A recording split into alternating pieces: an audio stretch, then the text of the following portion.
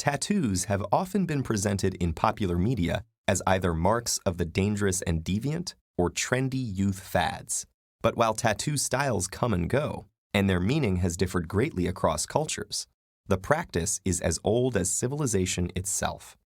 Decorative skin markings have been discovered in human remains all over the world, with the oldest found on a Peruvian mummy dating back to 6000 BCE.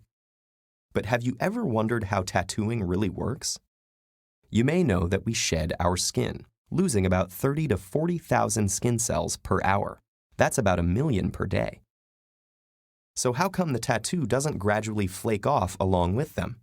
The simple answer is that tattooing involves getting pigment deeper into the skin than the outermost layer that gets shed. Throughout history, different cultures have used various methods to accomplish this. But the first modern tattooing machine was modeled after Thomas Edison's engraving machine and ran on electricity. Tattooing machines used today insert tiny needles loaded with dye into the skin at a frequency of 50 to 3,000 times per minute. The needles punch through the epidermis, allowing ink to seep deep into the dermis, which is composed of collagen fibers, nerves, glands, blood vessels, and more. Every time a needle penetrates, it causes a wound that alerts the body to begin the inflammatory process, calling immune system cells to the wound site to begin repairing the skin. And it is this very process that makes tattoos permanent.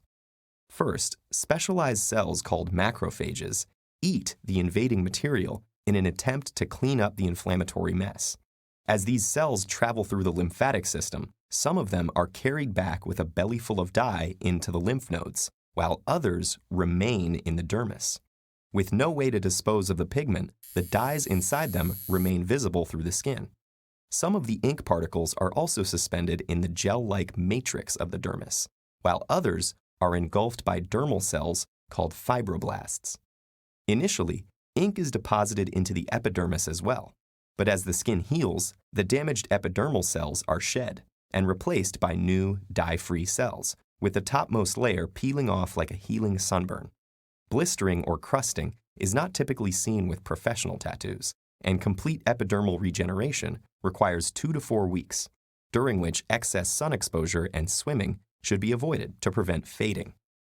Dermal cells, however, remain in place until they die. When they do, they are taken up, ink and all, by younger cells nearby, so the ink stays where it is. But with time, tattoos do fade naturally, as the body reacts to the alien pigment particles, slowly breaking them down to be carried off by the immune system's macrophages. Ultraviolet radiation can also contribute to this pigment breakdown, though it can be mitigated by the use of sunblock. But since the dermal cells are relatively stable, much of the ink will remain deep in the skin for a person's whole life. But if tattoos are embedded in your skin for life, is there any way to erase them? Technically, yes. Today, a laser is used to penetrate the epidermis and blast apart underlying pigment colors of various wavelengths, black being the easiest to target. The laser beam breaks the ink globules into smaller particles that can then be cleared away by the macrophages. But some color inks are harder to remove than others, and there could be complications.